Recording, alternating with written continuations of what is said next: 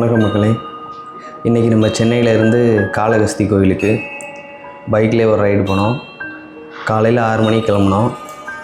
9:30 மணிக்கெலாம் அங்கே போயாச்சு. ஒரு 130 kilometre. One day trip plan பண்ணுறவங்களுக்கு சூப்பரான பிளேஸ் இது. நாங்கள் இப்போ தான் முதல் முறையாக காளகஸ்தி கோயிலுக்கு போகிறோம். அங்கே போய் கோயில் எல்லாத்தையும் பார்த்தோன்னா ஃபுல்லாக ஒயிட் கலரில் இருக்குது ராஜகோபுரம் எல்லாமே. பார்க்கவே அப்படியே ஒரு பீஸ்ஃபுல்லாக இருந்துச்சு. அங்கே போனோடனே ஒரு நல்ல பாசிட்டிவ் எனர்ஜி.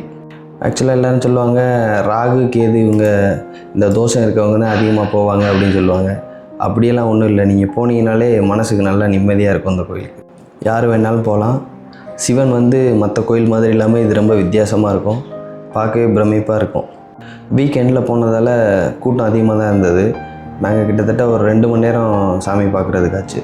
பார்த்துட்டு சாமி பார்த்துட்டு வெளியே வர்றதுக்கு. காளகஸ்தி பஞ்சபூத ஸ்தலத்தில் ஒன்று. இந்த கோவில் வாயு கடவுள் அப்படின்னு சொல்கிறாங்க. இந்த வாயுலிங்கம் காற்றின் உருவமாக வணங்கப்படுகிறது. அப்புறம் பார்த்திங்கன்னா அந்த லிங்கம் காற்றுல ஆடிக்கிட்டே இருக்குமா அந்த விளக்கு. தஞ்சை பெரிய கோயிலை கட்டிய ராஜராஜ சோழன் மகன் ராஜேந்திர சோழன் தான் இந்த கோயிலையும் கட்டியிருக்காரு. தென்னிந்தியாவிலேயே வாயு கடவுளுக்குன்னு கட்டப்பட்ட ஒரே கோயில் இது மட்டும்தான்.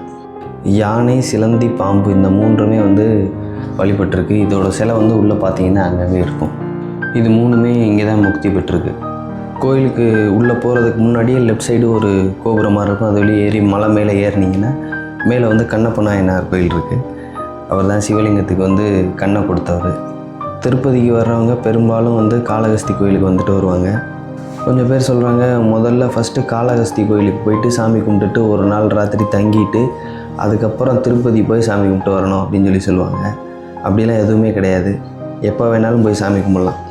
அனைவரும் ஒரு முறையேனும் தரிசிக்க வேண்டிய திருத்தலங்களில் முதன்மையானது இந்த காளகஸ்தி. இந்த வீடியோ உங்களுக்கு பிடிச்சிருந்தால் லைக் பண்ணுங்கள், ஷேர் பண்ணுங்கள். மறக்காமல் நம்ம சேனலை சப்ஸ்கிரைப் பண்ணியிருக்கேன். நன்றி.